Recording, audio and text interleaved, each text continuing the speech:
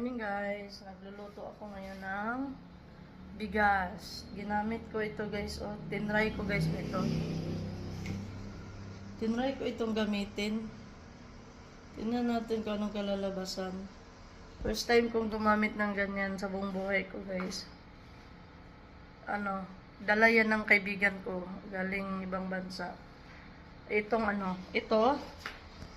guys, dala niya galing ibang bansa. Tapos ito, binili niya sa Lazada. Almost 4,000 yung bili niya dito sa Lazada guys. Tapos itong ginamit ko para pagluto ng bigas is dala niya galing sa kanila. Tapos dalawa yung dinala niya guys. Ito malaki yung isa. Ito malaki. Ang bigat-bigat.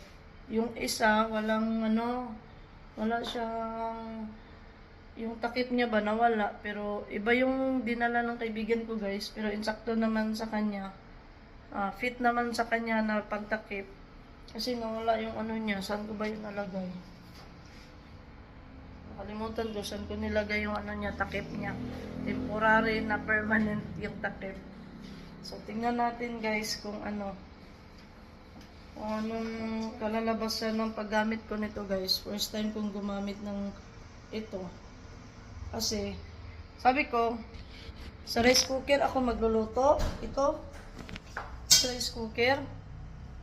Kaso, naisipan ko na, i-try kong gamitin yung electric. Tapos, itong glass na lutuan ng bigas. Tinry ko, maliit lang yung niluto ko na bigas. Kasi, i-try ko lang siya. So, update ko kayo mamaya guys, kung anong kalalabasan ito.